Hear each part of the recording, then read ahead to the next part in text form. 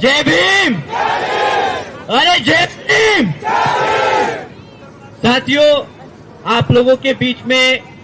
अपनी बात रखने से पहले मैं अपने सभी संतों, गुरुओं, महापुरुषों को, जिसमें खासकर महात्मा ज्योतिबा फूले, छत्रपति शाहू जी महाराज, नारायण गुरु, पेरियार रामास्वामी जी, बाबा साहब डॉक्टर भीमराव अंबेडकर जी एवं मान्यवर साहब श्री काशीराम जी को नमन करता हूं। साथ ही उत्तर प्रदेश की 4 बार रही मुख्यमंत्री, पूर्व सांसद और लाखों करोड़ों की धड़कन और हम सब की प्रेरणा स्रोत आदरणीय बहन कुमारी मायावती जी को भी तहे दिल से धन्यवाद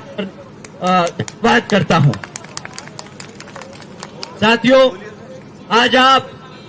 बहन जी की एक पुकार पर आज हजारों की संख्या में यहां इकट्ठा हुए और यही नहीं, दिल्ली के हर कोने में यहां पर हजारों की संख्या में बीएसपी के बैनर के नीचे हम सब जो आज पिछले सत्र में जो के गृह मंत्री जी ने अपशब्द कहे हमारे बाबा साहब के लिए, तो उसके लिए उनके सम्मान में आदरणीय बहन कुमारी मायावती जी के एक आवाज पर आप सब इतनी बड़ी संख्या में सड़कों पे उतरे, उसके लिए मैं आप सभी का तहे दिल से धन्यवाद करता हूं।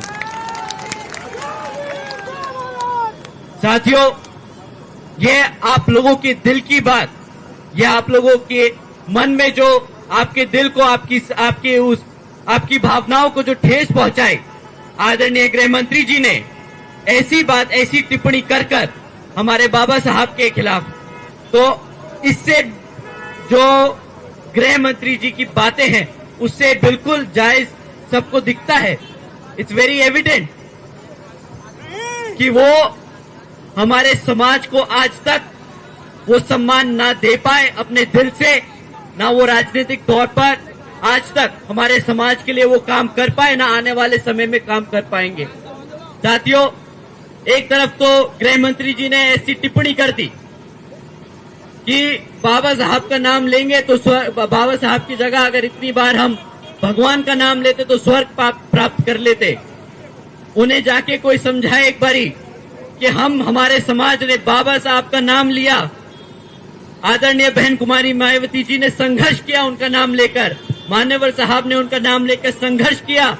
तो हमें यहाँ जीते जी स्वर्ग मिला है, उनके भगवान के नाम से नहीं, हमारे बाबा साहब के नाम से मिला है। साथियों, उसी के साथ साथ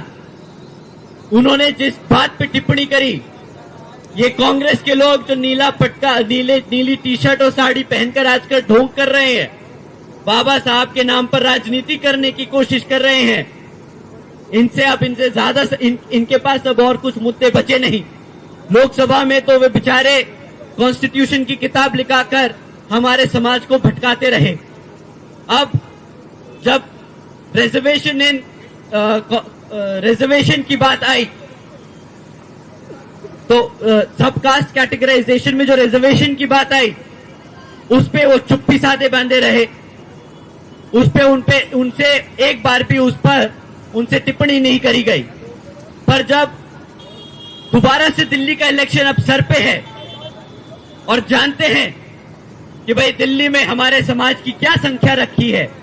कितना समाज हमारा दिल्ली में रहता है और कितना वोट परसेंटेज हमारे समाज का यहाँ दिल्ली की जनता में है,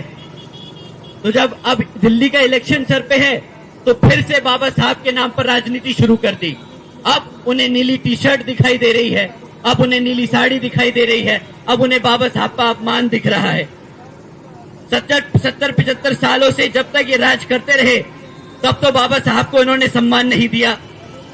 तब तक तो इनको नहीं लगा कि बाबा साहब का जो कॉन्स्टिट्यूशन है उसको पूरी तरीके से इम्प्लीमेंट करें, रिजर्वेशन को लागू करें। पर अब जब इनकी मजबूरी बन गई है हमारा बहुजन समाज, तो इन्हें बाबा साहब याद आ रहे हैं।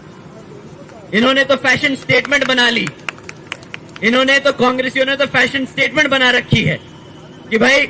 जब भी कोई इलेक्शन आए तो नीला कपड़ा पहन लो। अभी तक इन्होंने कॉन्स्टिट्यूशन की किताब लेके घूमे,